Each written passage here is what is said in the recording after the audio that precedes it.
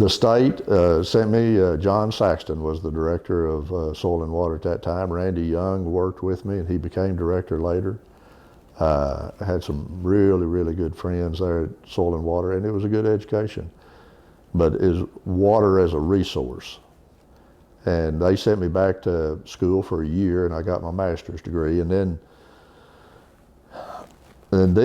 I went back to Little Rock. I worked for them 3 or 4 more years, and I wanted to do something because most of my work was involved in planning watershed type planning and planning a lot of things. So I had a good relationship with a lot of federal agency people. I knew a lot of people. I knew a lot of legislators because that was one of my jobs assigned to me to, during when the legislature was in session, to go over there and go down to the coffee shop and sit around, drink coffee and talk with legislators. I managed a water development fund when it first started. I worked on the state water plan when it was developed. So a lot of those things put me in touch with a lot of legislators and showed me the legislative method that they use and how you go about legislation. Very, very good education.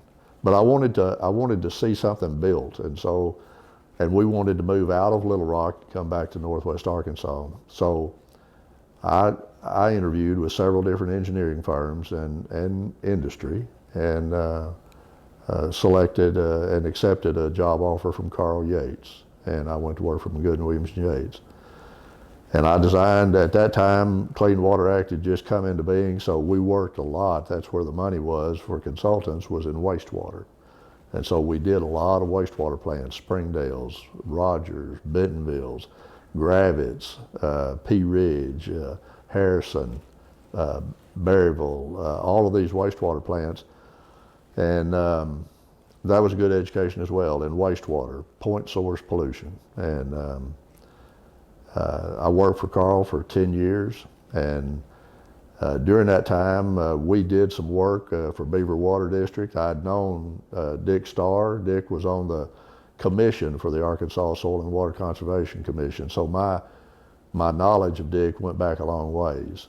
And then when I worked for McGoodwin, we did most all of the work for Beaver Water District, so I became familiar with Beaver Water District. One day Dick called me and said he'd like to take me out to lunch, and if you know Dick, then that was something special, that Dick was going to buy you a burger. And so we went out and he bought me a burger, and he asked me if I would like to come to work for him, and I said yes. And so I came to work as the first engineer. That was the position, plant engineer.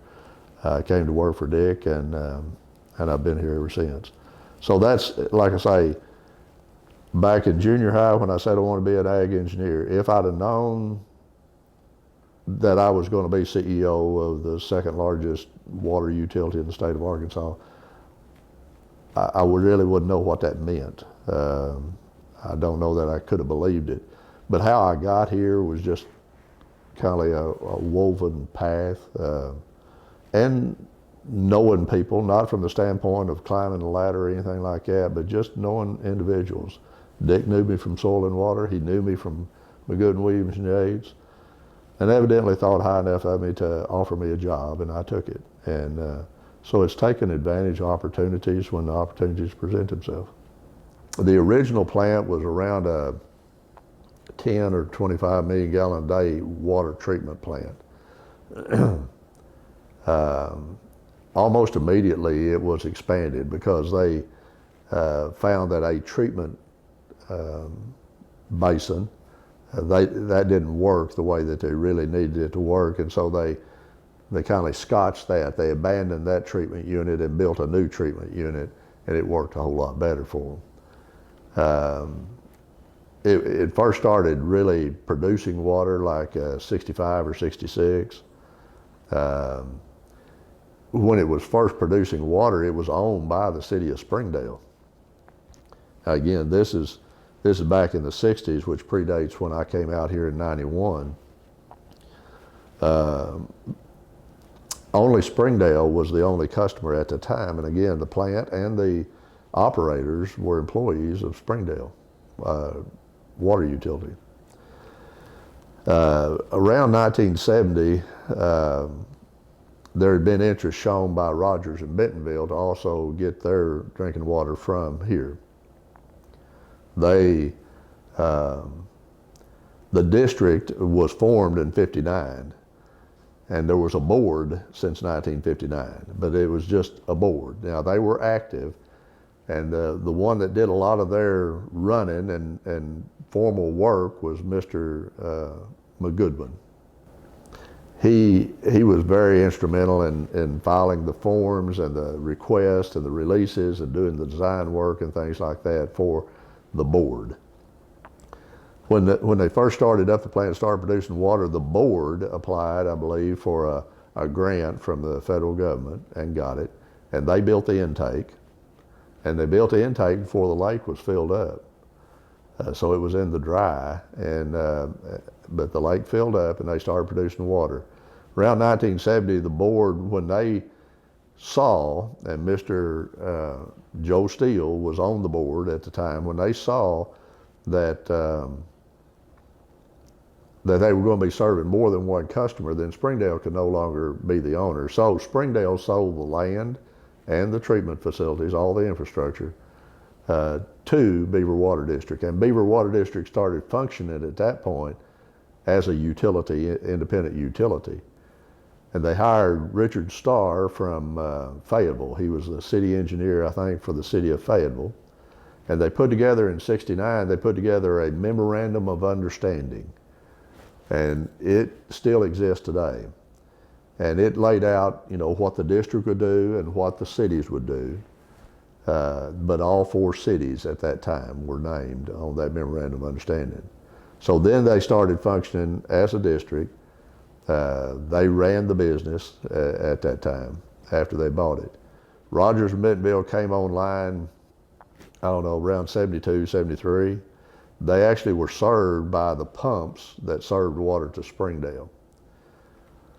And then and all this time they were expanding the facilities, the treatment facilities. Then Fayetteville came on about '75, '76. There was an expansion around that time. And had smaller facilities built, like Rogers Pump Station, which served Rogers and Bentonville, because they were served initially through a 24-inch line, and then they added another 30-inch line to that. But it ran through Rogers and then into Bentonville, and the meters, there was a meter here, and then there was a meter at Bentonville, 2 meters in fact. And so that's how we come up with the billing is, here's Bentonville's, here's the total, and subtract out, and you get Rogers' water bill. And then they added Fayetteville Pump Station. But there were small things came along. Fluoride, we used to custom fluoridate. We fluoridated to Springdale, because each one of the cities are served individually, independent. It's not just one big pipeline. The pipelines for Fayetteville, there's 2 now. Initially there was a 36 and then a 42, I believe. Those go to Fayetteville. They're not tied to Springdale's lines. Springdale serves Springdale. Now Rogers, 2 lines, they bought Bentonville's interest in those 2 lines, and Bentonville laid another line out here. So all 4 of them are independent, and they own the transmission lines. The cities do. But that's kind of how it all came up to the time that I came out here in '91. And I already knew the infrastructure that was here from working with McGoodwin, Williams, and Yates and being involved.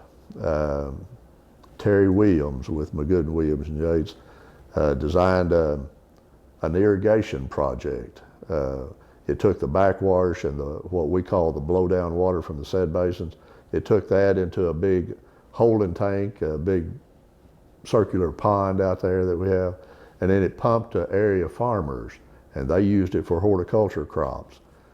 And growing blueberries, strawberries, green beans, grapes, peaches. Fred Van Zandt had peaches. Tomatoes. So it's truck crops, horticulture type crops, and that functioned very well. We didn't charge them anything for it. They repaid a farmer's home loan for the pipeline it took to get it to their farms, and it stretched all the way over to Pinnacle Champions Country Club over there to the west. It served up to the north about the Rogers city limits. To the south, down here, it went to Fred's, and the Eubanks brothers had some interest down there. So, I mean, it was pretty widespread, functioned very well until development got such that they found it more lucrative to grow houses than grow crops. And so they started selling off their land. It finally just kind of went away. And I came out here in '91 because there was a major, what Beaver considered a major expansion. They were no longer going to increase the capacity out of steel. Steel had grown to the point that it was around 50 million gallons a day, but you really had to rattle the bolts to get that much water out of it, and we did. It was very tense to operate a plant at that rate. But we did, and we were building a new 40 million gallon a day plant. So everything north of the, what's called, I think, Star Road coming into the steel plant over there, everything north was just scrub brush and small trees and like that. Then that was the first movement, and we owned the property, but we built administration, maintenance, operations, and built a 40 MGD water plant. James M. Montgomery was the engineers that did the major design, and McGoodwin, Williams, and Yates was subcontracted. So I really worked on that. It was involved when they were designing that, so I had an understanding of what was going to be. What Richard hired me for out here was to be the owner's representative. So I watched the consultant and I watched the contractor. So I was kind of an inspector type work for 2 years. I was in the construction trailers, and I knew everything about every hole, every pipe. I'd crawled every place that could be crawled as they were building it. So I had a good understanding of that. And then we kept on. We refurbished a lot of the old steel plant, doing some work, and I continued to work with Montgomery. It became Montgomery, Watson, Harza engineers. James M. Montgomery did. Continued to work with some of their engineers, and they moved them around all over the place, but one young man was Bill Hagenberger, and they had moved him to Florida. Then they moved him back to Tulsa. Tulsa Utility came over. They were going to build a new plant, and they came over to see our plant, see Montgomery's design, and then Montgomery was their engineer. So our plant and what they call their Mohawk water treatment plant at Tulsa looked just almost the same because the same engineer designed it. Bill worked over there. He closed out the project at the Mohawk plant, and he did a couple of small jobs over here for us and during that time frame too.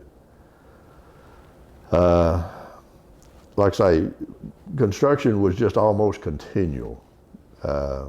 My responsibility after I finished up was had oversight of the laboratory, and Dan Fields was the plant manager, and he had oversight of operations, maintenance, electrical and instrumentation departments. Then Hardy Croxton announced that he was going to retire from the board. He had been board president for 40 years. And the board didn't feel that it was right, simply because they have the authority. If somebody resigns, retires, passes away, whatever, the board can fill an unexpired term. But they didn't feel that was right, that they fill it, because who they were looking to fill it was Hardy's son, Casey Croxton. And so Hardy retired. And then they are elected positions. So he had to run for it, and he ran and he won. He was unopposed, and they served 6-year terms. So Casey, in essence, replaced his dad on the board. At that time, John Lewis, who was also wanting to retire, and he told me a lot of these things, but the board, and at the same time that Hardy retired, then Richard announced his retirement as engineer manager. So they're going to have to fill that slot. I'd been here 10 years at the time, and they interviewed me and they selected me to replace Richard Starr. I'm only the second CEO of Beaver Water District, or the second manager of Beaver Water District. Dick served for 30 years as engineer manager. At the same time Hardy retired, then the board was restructured. And like I say, John was wanting to retire himself, but he agreed. The other board members asked him to be president of the board, and he agreed. And they asked him to mentor me because I wasn't familiar with the functions of the CEO, and so he mentored me during that period of time too. I became CEO in 2001, and I've been here 28 years. Well, John Lewis was, at the time that I took the position, he was CEO of Bank of Fayetteville. And it was a bank that he created, that he built. And shortly after that, and again, he moved out of that position and he retired from the Bank of Fayetteville. John's mentoring, and I guess my definition of what I'm saying, that he mentored me, and what was so important, he talked to me, and he did it, he committed his time. Whether it was once a week or every other week or whatever, he would come out, and he would either come out or I would go in and sit down in his office at the bank and we'd talk. Sometimes it's about business, sometimes about problems that I was having. So, you know, it could be really anything. It just gave me somebody to talk to, somebody influential, somebody on the board, somebody to guide me and make suggestions and bounce things off of. What I felt was necessary to move forward, and he would evaluate that. He would give me his evaluation, his opinion. He was very, very instrumental in lots of things from a management standpoint,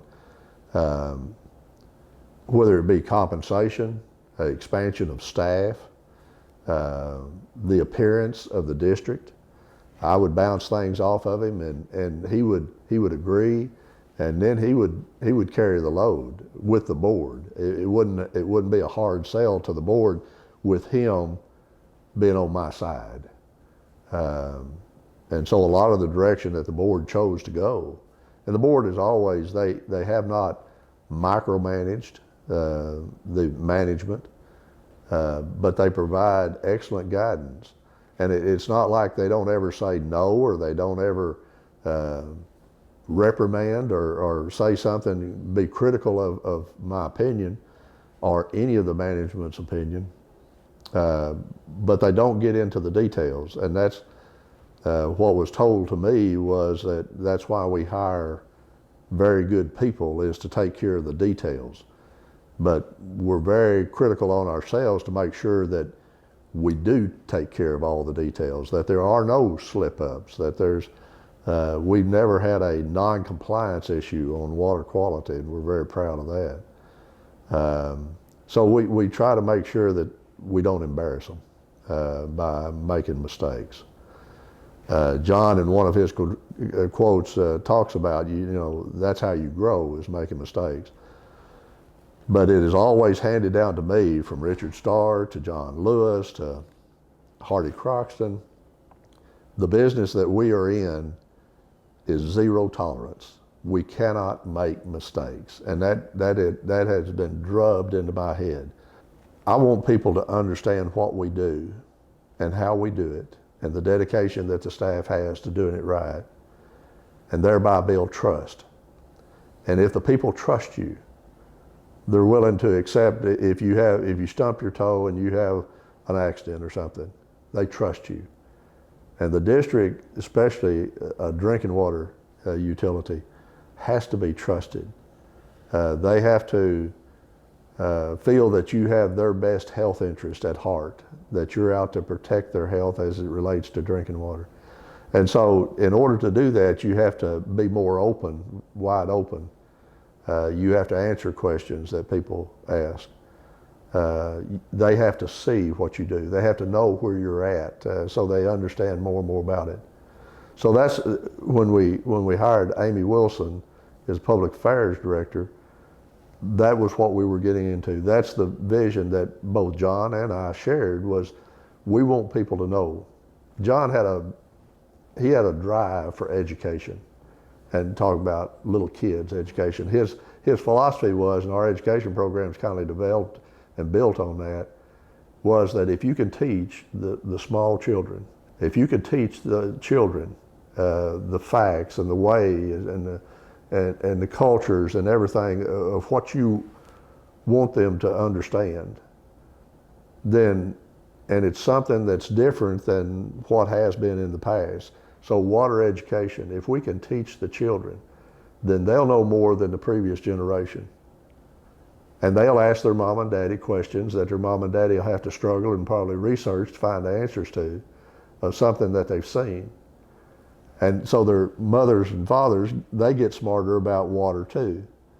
But then when those children grow up to the next generation and they have children, and those children, and so it just builds, it's like a pyramid, it just keeps building.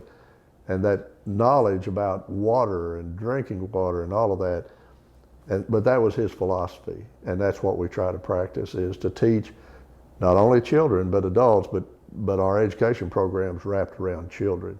And so we provide resources to schools and to teachers around the area on water education. Our curriculum, if you will, has been approved by the Department of Education, so a teacher can use it if the teacher wants to.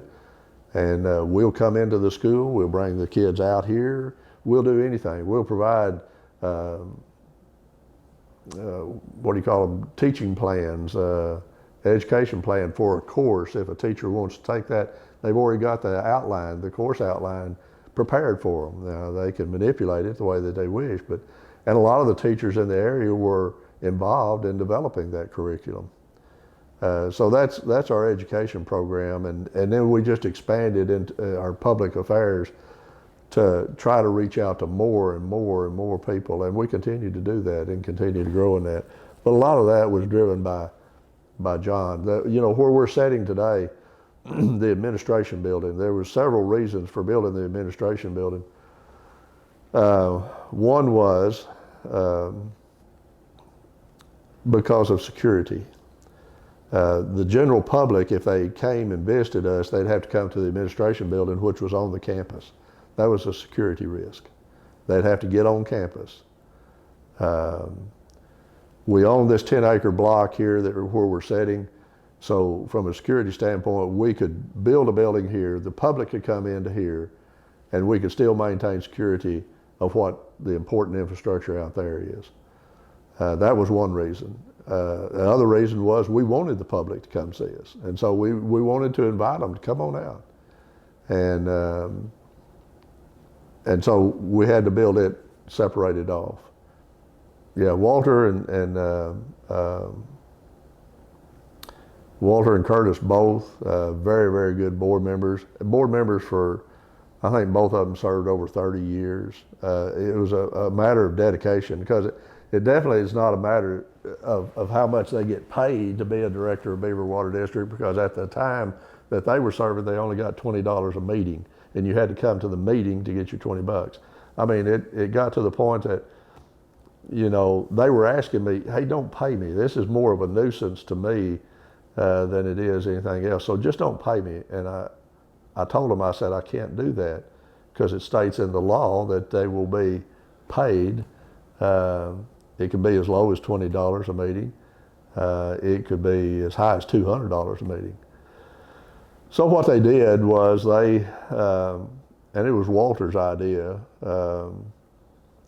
they said, because he had done a similar thing at Springdale Water Utility, he wanted us to start a scholarship in memory of Hardy Croxton and Joe Steele as two of the founders of Beaver Water District.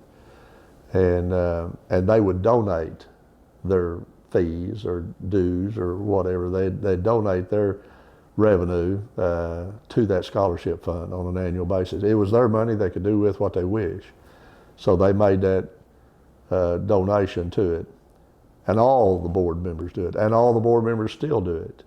They don't get a dime from Beaver Water District. Well, they get a dime, but then they turn around and donate it to a scholarship fund. The scholarship has evolved into a scholarship out of the University of Arkansas, so it's made to the University of Arkansas Foundation for that particular scholarship, and it goes to students. The deal is the student has to be from one of our 4 customer cities. They have to get their water from Beaver Water District, in essence, is what it says. Well, the availability of good, clean water is absolutely essential. It's essential to individuals to drink the amount of water that they ought to drink in order to keep them healthy. It has to be clean or you might get sick from it. So again, the quality of it has to be spot on. And we're regulated by federal regulation, state regulation in regard to the parameters and the quality that you have to have. So you've got to have economically priced, very high quality water. And most of the water, probably less than 1% of the water we produce, is actually consumed. Most of it goes down your toilet. You use it to wash your cars, your dishes, your clothes. So you actually consume, but I've got to assume, the district has to assume that every drop of water that goes out of here, you are going to consume it, or your children are going to consume it, or your grandchildren are going to consume it. So again, that's the level that we have to operate. Best thing about Beaver Water District is the people. Their dedication, their knowledge, their skill sets. They're very good at what they do. They do an excellent job. And it takes a very dedicated person to do the job day in, day out, because I mean, we get vacations and time off and stuff like that. I don't mean to imply, but this place runs 24 hours a day, 365 days a year continuously, over and over and over again. Lots of overtime, lots of hours, lots of anguish go into making sure that the people have the quality of water and the amount of water that they need. And they don't get a pat on the back. So it takes an awful lot of dedication on those people's part to do a job like that. The Second Day event came about more from a public relations standpoint. The idea was to get people knowledgeable about the water quality of Beaver Lake, which we've discussed, the importance of maintaining water quality, and again, being more open with the public so that they understand more about why you need to maintain that water quality. That was the gist, that was the vision for Second Day, is involvement of people. So we have an event that once a year, we get volunteer water scientists that go out on the lake. They spend their own time. We provide the equipment for them to use. They go out and they read the Secchi depth, which really relates to the clarity of the water. As you drop the Secchi disc down in the water, you see till it goes out of sight, and then you record the depth that is. And then you drop it on down, and you pull it back up slowly until you can see the disc, and then you record your reading of the depth. Like I say, it mainly relates to the clarity of the water. The clarity of the water down by the dam is much clearer. You can see further down in the water than you can down to the south, closer to 412 Bridge, Hickory Creek, that area. That's the way it will always be, just because of the nature of the lake. But again, what's this year compared to last year? And to get the people to turn out. And now, you know, we've expanded that, we've grown it. There's hundreds of people that come. There's hundreds of people that volunteer. We use it not only for us, but other agencies and entities, groups that are involved in water quality in some form or fashion. And we use it as an education day for the general public. Serve hot dogs and give away prizes and do things like that. But it's for the public to get more involved and have a better understanding of the water quality of Beaver Lake. We spend resources and we connect to partners, whether it be USGS, ANRC, NRCS, the Extension Service, lots and lots and lots of partners. But one group applied for and got a federal grant on the West Fork of the White River. It was around an $8 million grant, I believe, $4 million coming from the federal government and $4 million from local. It's a match. We put up some of the resources, either in-kind services or cash. The Walton Family Foundation put up some resources on that, so we matched it out. But it is it involves not only stream restoration work to stabilize the banks of the stream so you don't get as much erosion, as much sediment into the stream. And the West Fork is identified as one of the primary targeted streams that flow into Beaver Lake. But it also involves federal programs with farmers and property owners that take on improvements to their farm called best management practices, BMPs, which help water quality. We're involved with the county and looking at county roads. We're getting involved with more and more projects that really can be implemented that will really do some good for that. One of the things that we've started too is called a Citizens Water Academy. Citizens Water Academy, we send out invitation to and people that we're after in that, it's not just general adult education about Beaver Water District. It's leaders in the community. It could be, and we've had council people, we've had other leaders in the community that had influence. They have influence locally. They could have influence statewide.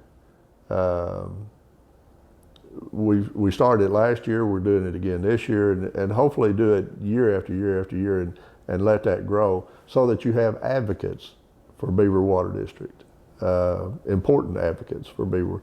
And there's been lots of leaders that went through that program. We've offered it also to our customer cities. But what we're trying to do is show that through a cooperative effort, we can do things to improve the health of a watershed. So AWWA strongly supported the Farm Bill. And what we were looking to get out of it, which we got out of it, was to carve out a very, in terms of the amount of money in the Farm Bill, to carve out a very small amount of money of directed within one of their conservation programs that would be give a preference to a watershed and the implementation of these. So them to make more funding available within a watershed that is a drinking water source. So we strongly supported the Farm Bill. The component of the Farm Bill that we wanted, that carving out of resources for drinking water watershed, we got that. And the Farm Bill passed, and AWWA, and we're very happy about that. Because that is a big source of funding for programs. It was on the West Fork project, $4 million, I believe, that the federal government committed to that. And we want to see more of that. That's another thing we're very proud of. We stay ahead of the curve. In my opinion, and I live in Springdale, I live in Northwest Arkansas, we'll never catch up on roads. You got more people coming in here and it's going to get heavier and heavier, I don't care. And roads take so long to build. But we're very proud that we're ahead of that curve, and we plan to stay ahead of that curve so that as the population, as the production grows, we've got the facilities, we've got the infrastructure to take care of it. And I take a lot of pride in that. Since I came out here, we've expanded the infrastructure, so it was a 40 million gallon a day water treatment plant when I came out here. It's a 140 million gallon a day water treatment plant. We had one intake, now we've got two. We have intake capacity of 150 million gallon a day. We have plans for extension, in essence the extension of our clear well to the west, so that we can accommodate from a pump station over west of 49 our customers or anybody within these two counties. Education is vital in lots of different ways, and consolidation, regionalization is vital to make these. That's our concern's not just for our customers, the people in these four cities. It's for the state, and so we take on a leadership role of other utilities to try to make them sustainable so that they can do just as good a job as what we do. It's not the desire that's lacking by utility managers all over the state. It's the resources that's lacking.